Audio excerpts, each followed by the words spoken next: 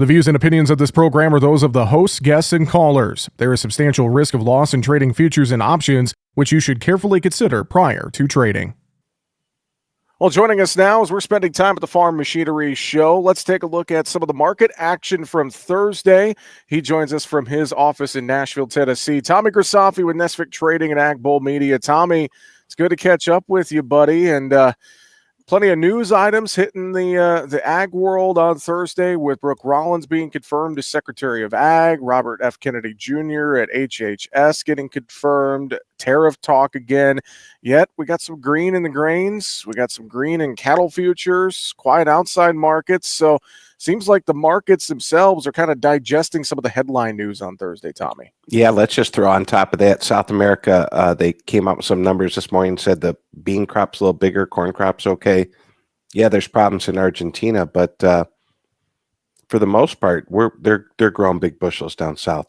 Mm-hmm. That's very true. And that's going to be kind of the outside of the headline news risk that, again, I think the markets are digesting in many ways. It's really about South American weather. That's kind of the big fundamental driver, it feels like, in this grain trade for the next, I don't know, 15 to 20, 30 days. Tommy, what do you think? Yeah, and the funds, Jesse, are in love with corn. I mean, big bear hug. They love it. The bear comes in the morning. You see corn down 5. We had that down 8 day on the USDA report. You say, wow, this corn's rolling over. We pull it down 5 up 3 already today. Doesn't sound like a lot, but this tends to happen a lot. And corn's still hovering around that $5 level, $4.90, say in March. May's hovering around $5. So if you have old crop, you got a little breath of fresh air here. Beans, not so much. Beans, we just have too many beans, and a little better story here in corn.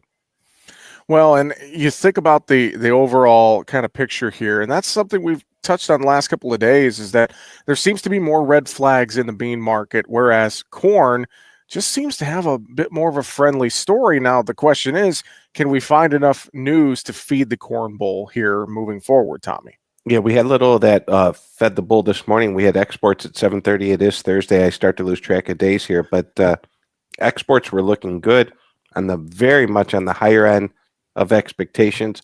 I watch Twitter and X like you do. I watch the Bulls case, the Bears case. The Bears been a little wrong on this one, and margin calls will have to be made if people are going to continue to speculate short corn. Obviously, they're competing against the funds, right? The farmers, excuse me, farmers natural long, and they've sold enough. They've sold enough to cash flow. We're going in for operating agreements. I think the farmer's really comfortable with what they have sold. I think they wish they would have bought some calls or call spreads on top of it. Of course, when we have that down 8 day the other day, they're like, oh, I'm glad I didn't do that. And then we come in again with these markets up. So interesting day. It's fun to see cattle up, stock market up. I think gold just hit record highs or is real close to record highs again. Let me just keep rattling them off. I think coffee hit record highs today. Egg prices hit record highs. Inflation's not going away. We had PPI today, CPI yesterday on the inflation front.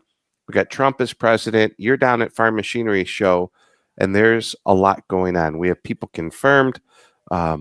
It's a different America. It's a fun America. May not be, no matter what, when you have these elections, you got to figure 51% of the people aren't happy. But in this case, state by state, overwhelmingly, it looks like people voted for change, and this is the change we're getting. So we'll see how that's carried out. You mentioned the CPI and the PPI, and I'd like a little more perspective from you on that. I kind of took it as the numbers were somewhat hot that we got. It just feels like this sticky inflation environment is hanging around, and I've heard a lot of folks talk about how that could be a tough thing for this administration to tackle, is this sticky inflation. Would you agree with that, Tommy? Yeah, let's talk something like auto insurance, or you're at the Farm Machinery Show. When you get done doing this interview with me, grab a couple farmers and say, hey, what's insurance cost you on your farm? I'm not talking about crop insurance, which we are in the crop insurance period. We could talk about that too. But insurance on your home, on your vehicles, on these giant pieces of equipment, on your grain bins. flood insurance, fire insurance, this insurance. Insurance has exploded, Jess, and that's not something the United States government can just calm down. You throw in what happened with those fires out in California, they just can't say, hey, I'm president, lower insurance, everyone. So insurance trades like a market, and it is exploding.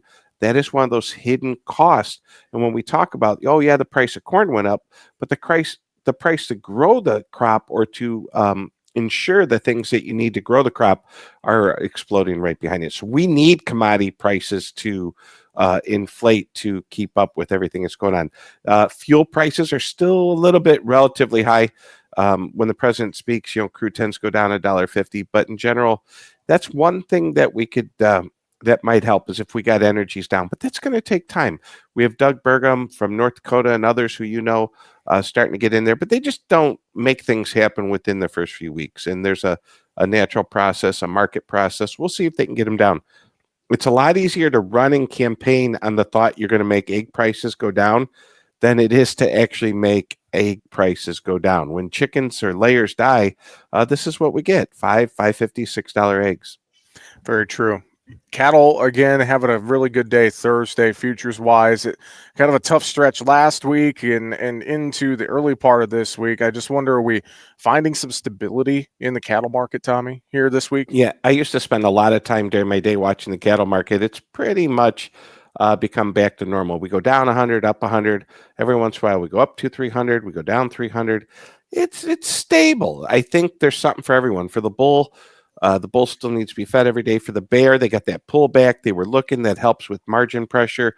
A lot of margins being made. Personally, I haven't had many margin calls the last few days or weeks in grains or cattle or anything else. The markets overall are finding an equilibrium. We couldn't go away without talking about what happened yesterday in corn. Corn up 6, beans down 18.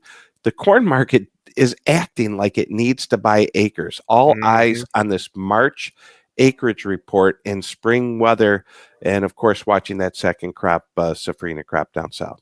Very true. Tommy, anything final you would add or reiterate to folks as they're taking a look at the markets and managing their risk right now?